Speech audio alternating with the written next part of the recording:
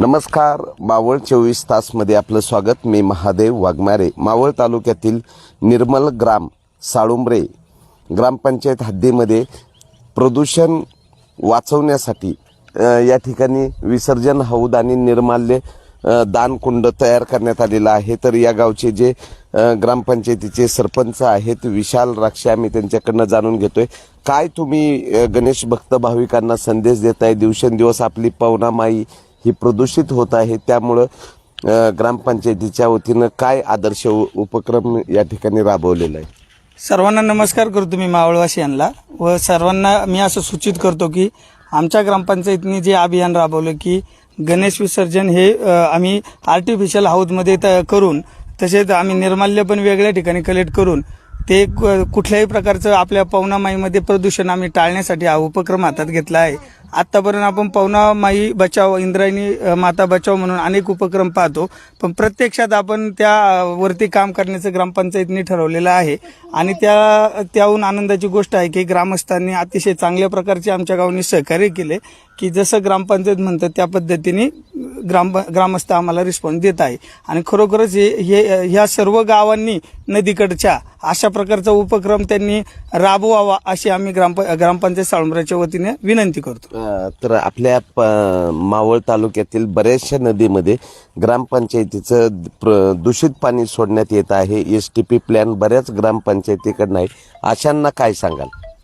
अशांना मी सांगू इच्छितो की आपण ग्रामपंचायतीचं समजा आपले कमी बजेट असेल, STP प्लॅनचं नसेल, तर आपण लहान लहान शोषखड्डे 3 प्रकारचे तयार करून त्याचं पाण्याचं रिसायकलिंग जसं आमच्या गावाने केलेलं आहे तुम्ही पाहू शकता की त्या पाण्याची रिसायकलिंग करून आम्ही शाळेमध्ये एक फळबाग योजना केलेली आहे. त्याची झाडं पण चांगली आलेली आहे. तर त्यांचं बजेट नसेल तर त्यांनी शोषखड्ड्याच्या माध्यमातून ते पाणी नदीच्या अलीकडेच अडवलं पाहिजे.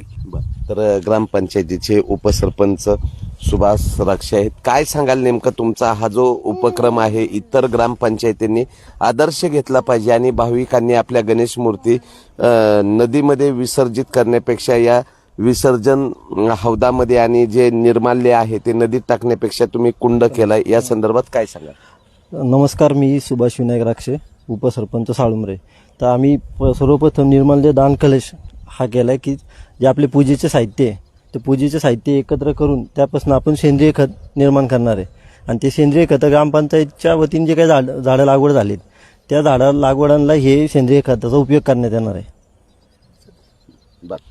या ठिकाणी सोसायटीचे चेअरमन सतीश राक्षे आहेत. काय सांगाल की तुमचं गाव अनेक पुरस्कार प्राप्त आहे, एक आदर्श उपक्रम आहे, याबद्दल?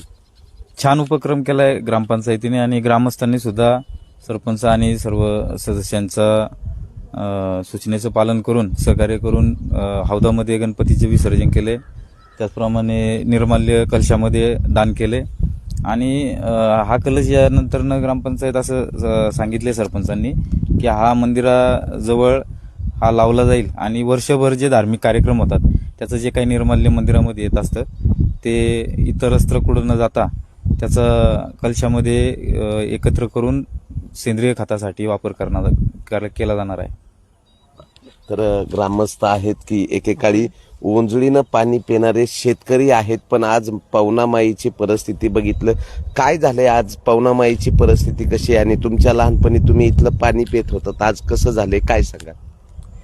आम्ही गावच्या कोणत्याही वाड्यावर उन्हाळ्यात पाणी पितो, आता नदीत पाणी प्यायला नको वाटते, त्यामुळे ते दुःख होते थोडं. ही लहान मुलं आहेत, लहान मुलाच्या हस्ते हा जो विसर्जन हौद आहे यामध्ये गणेश मूर्तीचं विसर्जन होतंय.